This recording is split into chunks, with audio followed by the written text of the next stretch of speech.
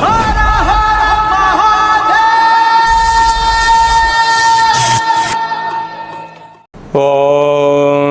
నమః శివాయ. ఓం నమో నారాయణాయ. నరదృష్టి నివారణ కాల భైరవాయ నమో నమః. హరి ఓం. మా ఛానల్కి స్వాగతం. చూస్తున్న వీక్షకులకు ప్రేక్షకులకు ప్రియ కాల భైరవ భగవద్బంధులకి స్వాగతం పలుకుతూ మమ్మల్ని ఎంతగానో ఆదరిస్తూ ఉండబడినటువంటి ప్రియ సోదర సోదరీమణులకు జ్యోతిష్య అభిమానులకు సనాతన ధర్మ సంరక్షణ అందరికీ కూడా వైశాఖ మాస పూర్ణిమ శుభాకాంక్షలు. విశేషమైనటువంటి ఈ వైశాఖ మాసంలో పూర్ణిమ గగనంలో ఆకాశంలో ఎంత వెలుగు ప్రసాదిస్తుందో అలాగనే శ్రీ లక్ష్మీ సమేత నవనారసింహ స్వామికి ఆశీస్సులు అందరిపైన ఉండాలని అందరినీ చల్లగా చూడాలని కోరుకుంటూ మనసారా ఆశీర్వచనం. ద్వాదశ రాశుల్లో గ్రహ గమనాలు వీక్షింపచేద్దాం. 1/5/2026 నుండి 15/5/2026 వరకు ద్వాదశ రాశిలో గ్రహ గమనాలు వీక్షింపచేద్దాం. మేషరాశిలో ఏడాది తర్వాత రవి భగవానుడు సంచార స్థితి, అక్కడే బుధ సంచార స్థితి, బుధాదిత్య రాజయోగము మరియు శుక్రుడు స్వక్షత్రకారకుడు వృషభ రాశిలో, మిథున రాశిలో దేవగురు బృహస్పతి సంచార స్థితి, సింహరాశిలో కేతు సంచార స్థితి, కుంభరాశిలో రాహు సంచార స్థితి, మీనరాశిలో కుజుడు మరియు శని భగవానుడు సంచార స్థితితో ద్వాదశ రాశుల్లో గ్రహ గమనాలు ఈ విధంగా ఉన్నాయి. ధనుసు రాశి మిత్రులారా, తస్మాత్ జాగ్రత్త. అర్ధాష్టమ కుజ శని, పంచమ స్థానంలో రవి బుధ కలయిక సంచార స్థితితో ఎంతో అప్రమత్తత అవసరమని చెప్పి గమనించాలి. ధనుసు రాశిలో ఏ నక్షత్రాలు వస్తాయనగా మూలా నక్షత్రంలో 4 పాదాలు, పూర్వాషాఢ నక్షత్రంలో 4 పాదాలు, ఉత్తరాషాఢ నక్షత్రంలో 1 పాదం కలిపితే ధనుసు రాశి. రాశాధిపతి దేవగురు బృహస్పతి. వీరికి తృతీయంలో రాహు, అర్ధాష్టమంలో కుజుడు, కుజదోషము, రుణరోగ శత్రుకారకుడు కుజుడు, ఆయుకారకుడు, ప్రాణదాత, న్యాయ నిర్ణేత, ధర్మ నిర్ణేత అయినటువంటి శని భగవానుడు అక్కడ ఏడాది తర్వాత సంచారం చేస్తున్నారు కనుక యంత్రాలతో ఆయుధాలతో దయచేసి చెలగాటమాడవద్దు. మీ జన్మ నక్షత్రం రోజున, శనివారం రోజున, మంగళవారం రోజున ముఖ్యమైన పనులు కానీ ప్రయాణాలు కానీ వాయిదా వేసుకోవడం ఉత్తమోత్తంగా భావించగలగాలి. అలాగనే ఏడాది తర్వాత రవి భగవానుడు సంతాన స్థానంలో సంచారం చేయడము ఇది ఒకందుకు మంచిదే. నూతనంగా వివాహమైనటువంటి దంపతులకు పుత్రిక సంతాన యోగం కలగబోతుందనేటువంటిది ఆనందంగా ఉంటుంది.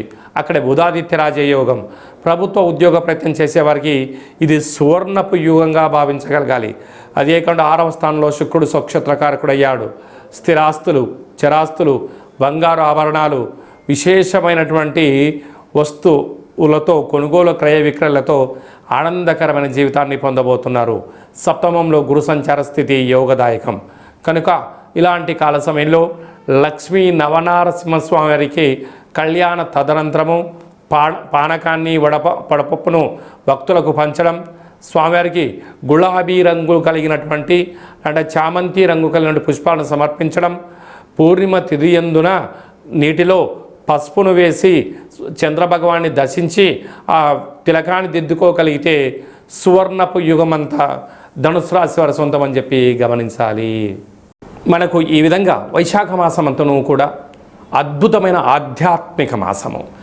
అంటే సకల దేవతలు జన్మించినటువంటి కళ్యాణ మహోత్సవ కార్యక్రమాలను కూడా మనం చూసుకుంటూ ఉంటాం. కనుక ఈ వైశాఖ మాసంలో పూర్ణిమకు తిథి రోజు ఒక్కరోజు ముందర మనకు లక్ష్మీ నవనారసింహ స్వామి యొక్క జయంతి మహోత్సవ కార్యక్రమాలు కూడా జరుగుతున్నాయి. కనుక మనమందరము కూడా స్వామివారి కళ్యాణంలో పాల్గొన్న తదనంతరము ఈ పూర్ణిమ తిథియందున తప్పకుండా రాత్రిపూట ఒక వెడల్పాటి పాత్రలో నీటిలో విభూదిని వేస్తే తెల్లగా కనపడుతుంది. అందులో నుంచి చంద్రుని దర్శించగలిగినట్లయితే ఆ చంద్రుని చూస్తూ మీ కోరికలు కోరుకొని ఈ యొక్క సంపూర్ణమైనటువంటి చంద్రుడి దర్శనం చేసినటువంటి ఈ యొక్క క్షీరసాగరంతో సమానమైనటువంటి ఈ యొక్క విభూది జలాలను తలపైన చల్లుకున్నట్లయితే తదనంతరం ఒక మామిడి వృక్షానికి పోసినట్లయితే అఖండమైన అష్ట కష్టాలు తొలగిపోయి అష్టైశ్వర్య ప్రాప్తి కలుగుతుందని చెప్పి గమనించాలి.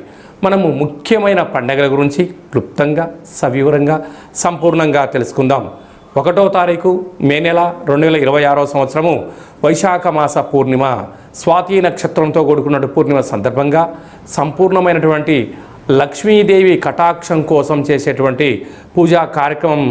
ఏ పూజ చేసినా, ఎందుకనగా లక్ష్మీదేవి క్షీరసాగర మదనంలో మనకు ఉద్భవించిందని మనకు వేదాలు చెప్తున్నాయి. కనుక ఆ రోజు ఉప్పును పూజ చేసి ఆ ఉప్పును ప్రవహించే నీటిలో వేసిన, లేకుంటే ఇంట్లో నైరుతి మూలలో ఉంచినట్టయితే లక్ష్మీదేవి కటాక్షం అపారంగా కలుగుతుందని చెప్పి కూడా గమనించాలి. 10వ తారీఖున వైశాఖ మాస బహుళాష్టమి, కాళాష్టమి. కనుక కాళాష్టమి సందర్భంగా గృహంలో కాళభైరవ స్వామి స్మరణ, ధ్యానము, దీపం వలన సకల అష్ట కష్టాలు కూడా తొలగిపోతాయి. 12వ తారీఖున హనుమాన్ జయంతి. కనుక మనకు రామతత్వానికి, భక్తితత్వానికి హనుమంతుడు స్వామివారే. కనుక ఆ రోజు హనుమంతుల స్వామివారికి తమలపాకుల పైన శ్రీరామ శ్రీరామ అని రాసి 100 ఆకుల పైన సింధూరంతో రాసి ఆయనకు మాలను సమర్పించినట్టయితే సకల భూత ప్రేత పిచాచ సకల శనిగ్రహ దోషాలు సంపూర్ణంగా తొలగిపోతాయని చెప్పి గమనించాలి. అలాగనే మీ వ్యక్తిగత జాతకం తెలుసుకోవాలనుకుంటున్నారా? మీ యొక్క పేరు, పుట్టినటువంటి తేదీ, నెల, సంవత్సరం, పుట్టిన సమయం రాసి వాట్సాప్ ద్వారా పంపించగలరు. అలాగనే డేట్ ఆఫ్ బర్త్లో లేనటువంటి వారు మీ యొక్క పేరు, మీ యొక్క ఫోటోను వాట్సాప్ ద్వారా పంపించగలిగినట్లయితే గవ్వళ ద్వారా, రమణ శాస్త్రం ద్వారా, కాళభైరవ ఉపాసన చేత భూత భవిష్యత్ వర్తమానాన్ని తెలియజేయడం జరుగుతుంది. మీ డేట్ ఆఫ్ బర్త్లు పంపించినట్లయితే 100 సంవత్సరాల జాతకం రాసి పంపించి మీరు పుట్టినప్పుడు గ్రహ గమనాలు ఎలా ఉన్నాయి, ప్రస్తుతం ఎలా ఉంటున్నాయి, భవిష్యత్తులో ఎలా ఉండబోతున్నాయో సవివరంగా సంపూర్ణంగా తెలియజేయడం జరుగుతుందని చెప్పి గమనించాలి. అపాయింట్మెంట్ తీసుకొని సంప్రదించగలరు. అందరికీ శుభాన్ని, జయాన్ని, ఐశ్వర్యాన్ని, ఆనందాన్ని ప్రసాదించాలని మనసారా ఆశీర్వచనం. శతమానం భవతి శతాయు పురుష సతేంద్రియ ఆయుష్యేవేంద్రియే ప్రతిష్టతి. ధనం ధాన్యం బహుపుత్రలాభం శత సంవత్సరం దీర్ఘమాయు. సర్వే జనా సుఖినో భవంతు. లోకా సమస్తా సుఖినో భవంతు. సర్వం కాళభైరవ దేవతార్పణమస్తు. హరి ఓం. ఈ వీడియో మీకు నచ్చినట్టయితే మా ఛానల్ని సబ్స్క్రైబ్ చేసుకోండి, లైక్ చేయండి. ఈ ఆధ్యాత్మిక భక్తి సమాచారాన్ని భగవద్బంధులకు, మిత్రులకు చేరవేసి హిందూ ధర్మాన్ని కాపాడండి.